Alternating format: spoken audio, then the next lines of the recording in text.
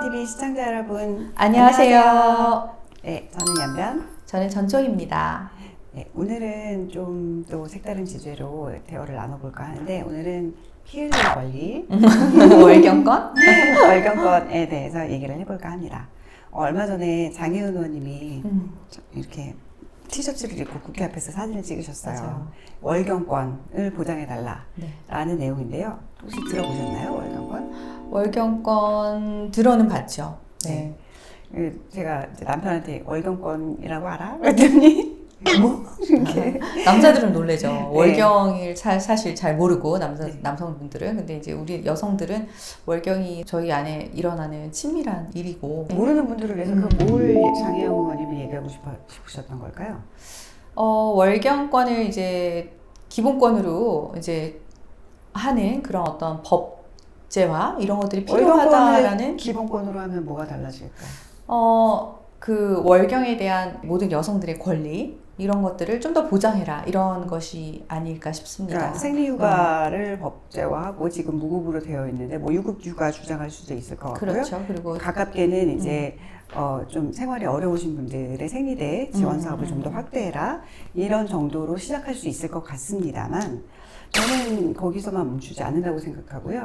이거는 약간 좀 어린 여성들의 권리로 접근하는 형태고 사실 이거의 권리는 성과 재생산의 권리라고 하는 좀 일반인들이 접근하기 어려운 권리를 깨워주기 위한 키워드라고 그렇죠. 생각합니다.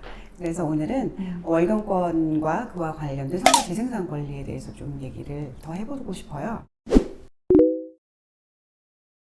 최근에 남인순 의원님께서 성재생산 권리, 재생산 건강 및 권리 보장에 대한 기본법안 이것을 발의하셨는데 이분들이 얘기하시는 것은 기본적으로 임신과 출산과 관련이 되어 있고 이 법안에 나와 있는 성재생산 권리의 그 정의를 읽어드리면 여기에 특별하게 강압, 차별, 폭력 등이 없이 필요한 정보나 보건의료 서비스 등을 제공받을 권리와 성적 관계의 형성과 유지 및 자녀를 가질지 여부와 시기, 방법, 자녀의 수에 대하여 자유롭게 결정할 수 있는 권리라고 표현하고 있습니다.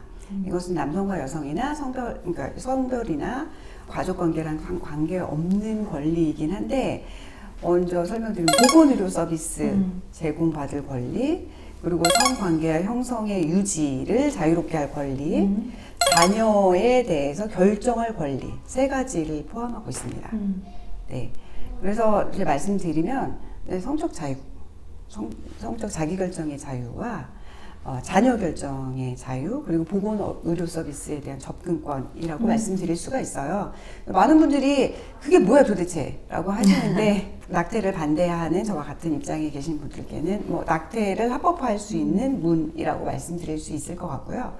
또 다른 표현으로 하자면 성의 자유를 법적으로 보장받기 위한 거라고 말씀드릴 수 있을 것 같아요. 인간의 모든 생애에 걸쳐서 성이라는 것이 미치는 어떤 영향이라든가 그 성에 대한 모든 결정할 권리 이런 것들을 다 담은 그런 내용에 대한 포괄적 성교육 이것을 기본적인 권리로 이렇게 명시를 하고 있죠. 사실 이번 법안은 저희가 예상했던 것보다는 굉장히 소프트하게 제안이 되었어요. 네. 정의당에서 성과 재생산 기본법에 대한 세미나가 있었는데 그때 세미나에서는 이 보장 기본법 안에 여러 가지 내용이 더 자세히 들어가 있었는데 맞아요. 거기에 지금 나와 있는 내용이 더 구체적으로 월경, 피임, 성별 확정 및 성별 정정, 그리고 보조 생식 기술, 그리고 임신 출산 및 임신 중지, 포괄적 성교육 이 내용이 각각의 장으로 편철돼서 구체적으로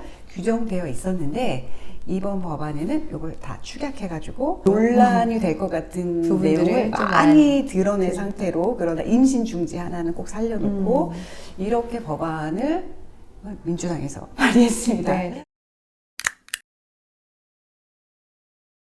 첫 번째는 저는 여전히 말씀드리지만 인권 문제로 접근하는 것에 대해서 말씀드리지 않을 수 없습니다. 우리나라 헌법에는 사회적 기본권이 있어요. 사회적 기본권 안에 우리가 좋아하는 36조 1항 혼인과 가족생활은 개인의 존엄과 양성의 평등을 기초로 성립되고 이 조항도 있는데 그 밑에 2항 국가는 모성의 보호를 위하여 노력하여야 한다라는 명시적인 규정이 있어요. 그래서 이 모성 보호 의무 규정에 따라서 우리가 여성의 생식 건강은 법적으로 많은 보호를 받고 있고 너무 야근이 잦거나 격한 노동을 하지 않도록 보호하는 규정도 근로기준법에 두고 있고 그렇죠. 생리휴가 내지 이런 출산휴가 등의 근거가 되는 기준이 이 사회적 기본권에서 나오는 국가의 모성 보호 의무에서 나옵니다. 네. 그래서 우리가 굳이 헌법의 기본권의 조항으로 찾을 수 있는데 제가 전에도 여러 번 말씀드렸는데 인권의 개념을 갖고 와서 이름도 어색한 성과 재생산 권리라는 인권을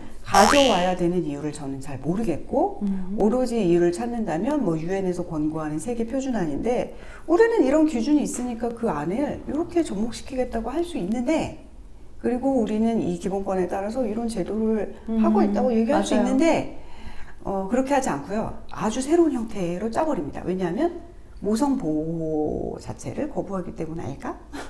그렇죠. 그런 이제 의심이 갈 만한 그런 내용들이 많이 담겨 네, 있으니까요. 왜냐하면 건강가정기본법안 개정안에 대해서는 우리가 이 채널에서는 얘기는 한 적 없지만 아예 모성 보호에 관한 규정을 떼버렸거든요. 그러니까요. 예.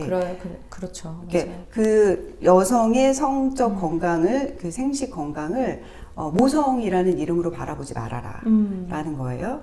그럼 저는 이런 반론을 제기합니다. 남성의 성과 재생산 권리를 보호해줘야죠.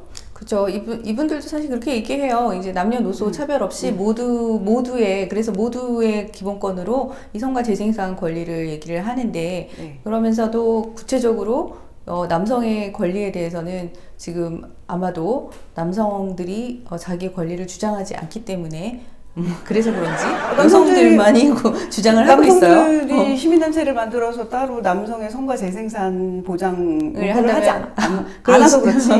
실제로 얘기는 나오죠. 우리 그렇죠, 예전에 맞아요. 우리 대통령 공약에서도 잠깐 봤던 것 같아요. 대머리 공약 나왔을 때 남성들이 막 반발로 그 얘기했었어요. 차라리 발기부전에 대해서 건강보험을 적용해달라. 그렇죠. 그 남성 입장에서는 성과 재생산이 굉장히 기본적인 네. 권리일 수도 있는 거죠. 네, 그리고 그 뭐 성적 관계 형성이나 유지, 자녀를 가지고 싶은데 그것이 잘 이루어지지 않는 부부들에 있어서는 그게 훨씬 더 중요한 부분일 수도 있는데 그렇죠. 이것에 대해서는 충분히 고려가 되고 있을까요? 지금 우리나라에서 모성을 보호하기 위한 많은 제도가 있는데 기본권 보장이 안 되고 있느냐?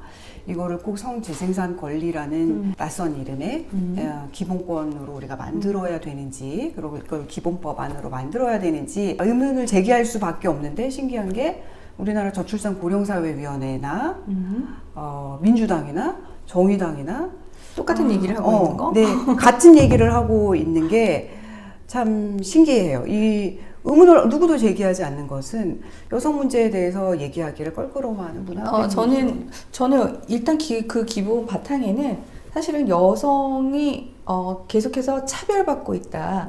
여성에 대한 몰이해. 이것으로 인해서 여성들은 사회적으로 차별받는 존재다라는 어떤 밑바탕의 그 의식이 다 깔려 있는 것 같아요. 그것은 뭐 단지 우리나라뿐만 아니라 유엔을 비롯한 이제 선진국들, 그 다음에 아직도 개발도상국 상태에 있는 나라들, 후진국들, 이게 모든 나라들이 어쨌든 우리가 지금 글로벌한 세상에 살기 때문에 어떤 글로벌 스탠다드의 법으로서 유엔을 통해서 자꾸 이런 어떤 규약의 형태가 법적인 어떤 강제력과 구속력을 가진 것처럼 각국에게 정책으로 시행될 것을 요구하는 근대의 현대의 움직임, 이런 것들이 국제사회의 움직임, 이런 것들이 반영이 되어 있지만 그 밑바탕에 보면 여성은 역사적으로 굉장히 차별받았던 존재라는 그런 인식이 깔려 있는 것 같아요. 그렇지만 그것은 각 사회별로 다른 것 같아요. 우리나라도 그리고 유엔이 무슨 강제를 해가지고 우리나라에 무슨 제재를 가하는 건 아니에요. 그렇죠, 맞아요. 우리 그러니까, 자율적으로 할 수 있는 거 아니에요? 이거는 그건 내정 가섭 아니에요? 그럼 거부할 수 있죠. 그리고 우리는 잘하고 있기 때문에. 근데 남녀 차별이 아직도 극심한 나라의 그 권고를 가지고 와서 우리나라가 가장 선순위로 가장 모범적으로 하려고 꼭 노력하지 않아도 된다니까요. 그렇죠. 그 와중에 갈등이 유발된다니까요. 그렇죠. 아주 쉬운 예를 들어서 설명을 드리자면 아이들이 2명이 있는데 아이들 2명 중에 한 명이 몸이 약해요. 그래서 얘한테만 너무 잘해주면 상대적으로 다른 아이는 상처를 입습니다. 그렇죠. 그래서 엄마는 어쩔 수 없이 아픈 아이도 너무나 중요하지만 안 아픈 아이에게도 배려와 사랑을 통해서 이 친구가 소외되지 않도록 하면서 아픈 아이를 같이 도와주는 것이 가정의 사회를 이끌 수 있는 엄마 역할이라는 건 우리 모두 알고 있잖아요. 그렇죠. 국가도 같은 형태로 가야죠, 당연히. 근데 지금 자꾸 이렇게 이 친구는, 이 여성들은 약하고 보호받아야 되고 모든 자원을 동원해서 이 친구들만 도와줘야 된다고 한다면 여기서 느껴지는 소외감 때문에 분열과 갈등이 일어날 수밖에 없습니다. 네, 그것은 너무 네. 자명하고 맞아요. 지금 이런 법안은 좀 위험하다는 생각입니다.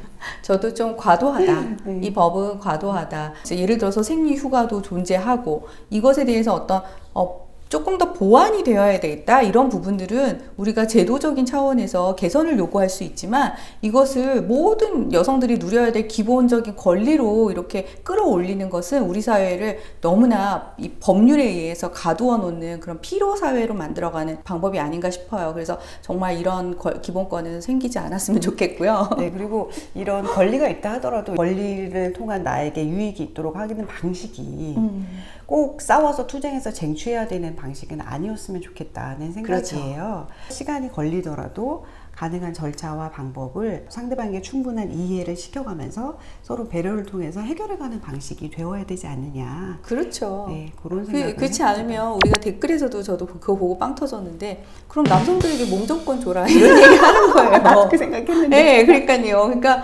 근데 이 여성분들 이런 이 월경권을 주장하는 여성분들은 야, 니네들은 여성의 몸에 대해서 이해를 못하잖아. 그러니까 니네들은 입 닫아. 여성에 대해서 알지도 못하면서 그게 마치 낙태법에서도 똑같은 얘기를 한 거거든요.